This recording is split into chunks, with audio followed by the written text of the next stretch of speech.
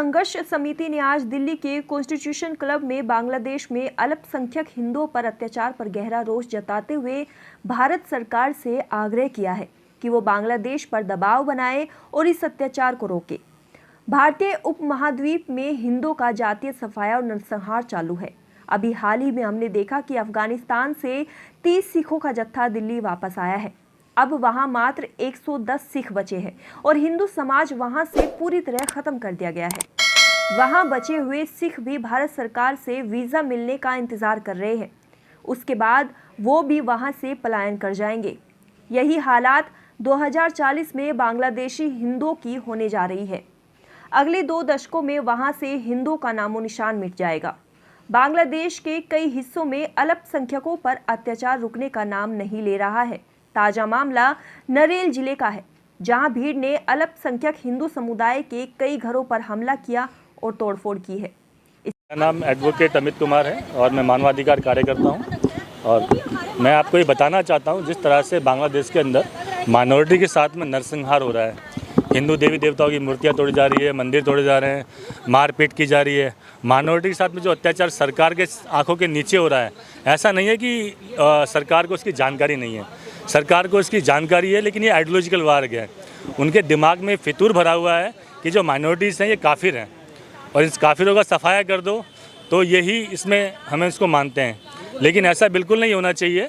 जिस तरह से हिंदू लोगों पर, माइनॉरिटीज़ के ऊपर, सिख के ऊपर ये लोग हमला कर रहे हैं, बहुत निंदनीय है और ये मानवाधिकार के नियमों के भी खिलाफ है। लेकिन ये तो इसको गलत नहीं मानते कि वो हमेशा ये लोग चाहते हैं कि ये काफिर है, लेकिन उसके बाद भी हिंदू इनको सपोर्ट करते हैं, कई ऐसे स्थान जाते हैं। क्या लगता है कि हिंदू ही देखिए, जो हिंदू जो है ना, वो सनातन को मानता है। सनातनी जो है वसुदेवी कुटुंबकम की परिभाषा को फॉलो करता है। वो मानता है कि पूरा विश्व जो है उसका परिवार है और बाकी सब जितने भी जो मानव हैं वो सब भाई बहन हैं।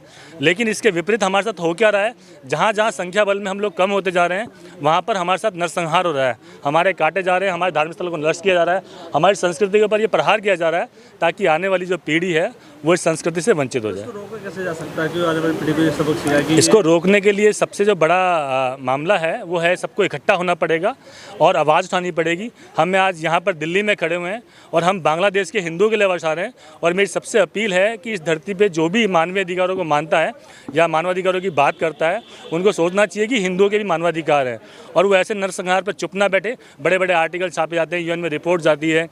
तो मैं सबसे ये अपील करूँगा कि जितने लोग भी मेरी आज ये बाइट देख रहे हैं, आप सब हिंदुओं के लिए खड़े हों और मानवाधिकारों के लिए खड़े हुए, क्योंकि वो भी एक मानव है, उनके भी अधिकार है। ये हरकतें हम करने में आगे तो क्या होगा? हम एक्चुअली देखिए, सभी देश जो है कि सभी ज्ञान बांटते हैं भारतवर्ष को कि सेक्युलरिज्म और अल्पसंख्यक के लिए लोग बोलते हैं कि भारतवर्ष को सेक्युलरिज्म रहना चाहिए। बट यदि बहुल मुस्लिम संख्या देशों में जो हिंदुओं पे अत्याचार किया जा रहा है उस पर कोई भी हस्तक्षेप नहीं करता है, सिवाय एक भारतवर्ष ही है जो हिंदुओं के लिए हर जगह खड़ा है, चाहे वो पाकिस्तान हो, चाहे बांग्लादेश हो और भी बहुल मुस्लिम देश हो। तो हम बांग्लादेश के सरकार से ये कहना चाहते हैं और अपने भारतवर्ष के सरकार से ये कहना चाहते हैं कि अब समय आ गया है।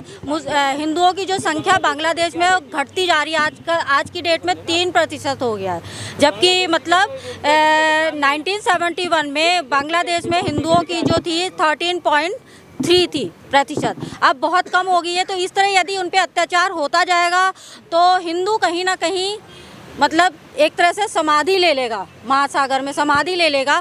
तो हम चाहते हैं कि हिंदू ख़त्म ना हो बांग्लादेश से, चाहे वो पाकिस्तान हो, चाहे बांग्लादेश हो, चाहे और देश हो।